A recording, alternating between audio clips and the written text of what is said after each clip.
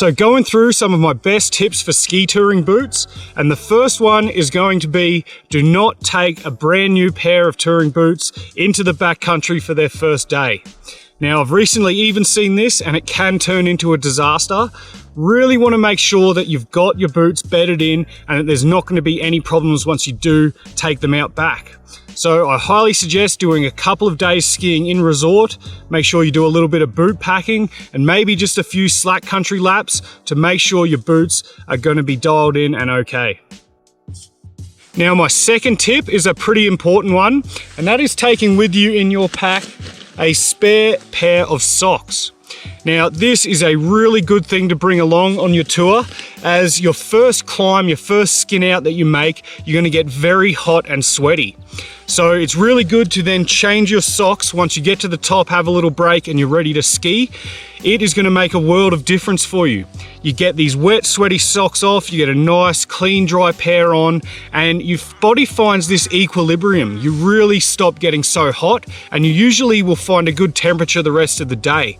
So you'll find your second and third time that you're on the climb, you're not getting as hot as the first time out as you're warming up. So if you do that, that really is a great tip to keep you comfortable, keep your feet warm, especially if you are touring when it is very cold still. And the next tip that I have for you is taking something in your pack for your blister management. Now, this is something that is really important to get on top of when you are touring. If you start to feel any hot spots developing, it's only going to get worse, and it usually makes for a very long day. So taking with you in your pack some type of skin lubricant. This one here is Skin Slick. Like I've said before, also just a small tub of Vaseline, or anything that's going to help prevent you from rubbing on the inside of your liners, or if you're sort of rubbing against the shell.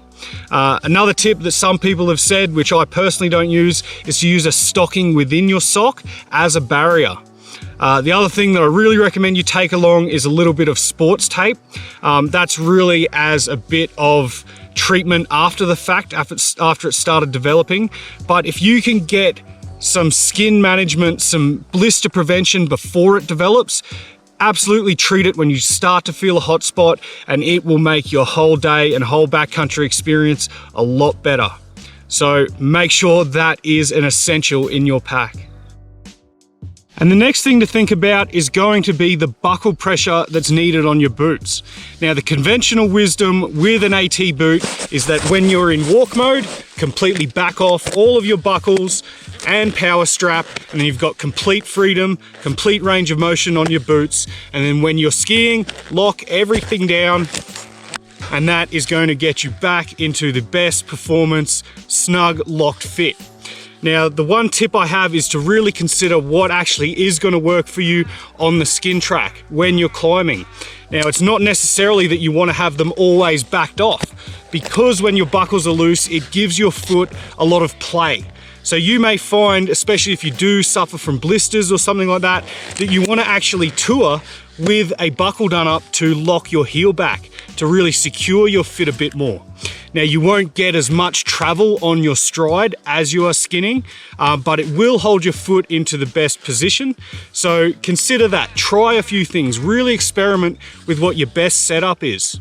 The other thing you could take note of is you could also really keep the liner in contact by just doing up your power strap on the liner and keep that element of your boots nice and snug. And then when you're touring, all the rest of the buckles can stay loose.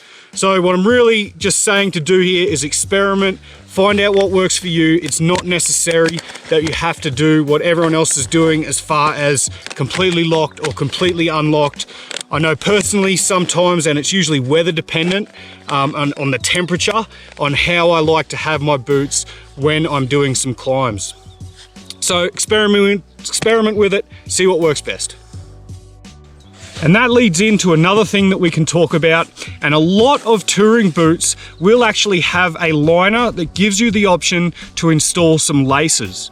Now, laces can be a great thing for touring boots as far as really dialing in your fit. So it allows you to really snug up and keep this in constant contact against your lower leg, which gives you a lot of benefits, and you're really not relying on your buckles as much as far as tension, especially for skinning. Also with the laces, you have the benefit, a lot of liners like this, if you are out in the backcountry and you want to wear just your liner, perhaps there is a grippy sole which will allow you to walk on snow, or perhaps you're doing some snow camping, you're camping out overnight and skiing, you'll want to keep your liners on your feet. So having a lace-up liner, you can tighten it up, you can slide in and out of your boot shells, can just be a really great addition, and if your boot allows it and the fit doesn't interfere with how you like it to be, then why not go with some laces on your liners. And my last tip on alpine touring boots is going to be, do not sacrifice performance for saving weight. Now, this does come a little bit into what your goals are.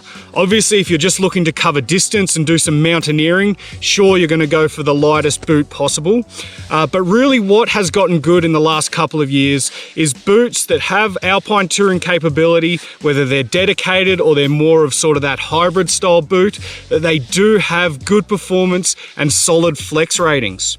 So really take that into account when you're looking at buying a boot.